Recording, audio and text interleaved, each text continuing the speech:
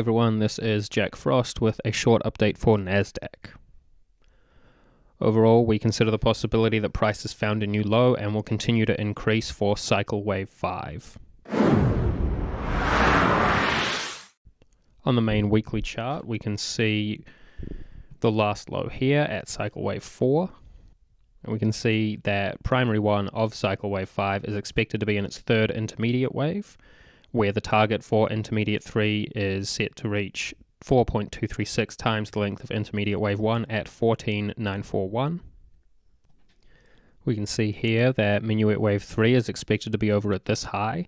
There is slight potential for it to move higher, though I've left it here as it subdivides perfectly as a completed impulse with an extended third wave. If minuet 3 is over at this last high, then no part of minuet wave 4 can move into minuet wave 1 price territory at 12,227.93.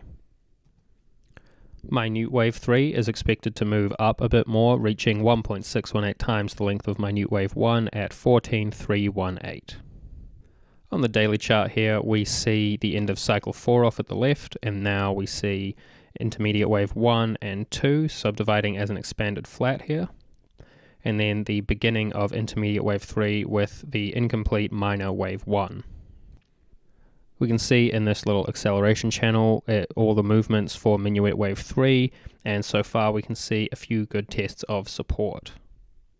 Targets and invalidations are the same as the weekly chart, and we can see that minuet wave 4 is expected to find support at this line here, potentially finishing within the range of sub-minuet wave 4 of minuet wave 3. On the alternate, we can see this wave count expects the current movement to be a rally for primary X within cycle wave 4, with primary X subdividing as an incomplete expanded flat now in its final intermediate C wave here. Within intermediate C, price is expected to move up for minute wave 3 within minor wave 3.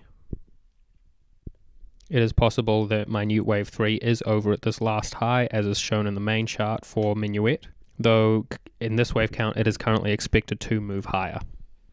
If minute wave 3 is over, then no part of minute wave 4 may enter minute wave 1 price territory at 12,269.55. As momentum is increasing, price is expected to continue to rise for minute 3 and minor 3. Overall, intermediate C is calculated to reach 1.618 times the length of intermediate A at 14,326.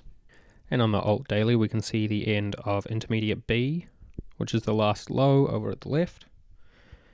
And we can see minor wave 1 and 2 over with an incomplete minor 3. All the targets and invalidations for this daily chart are the same as the weekly chart.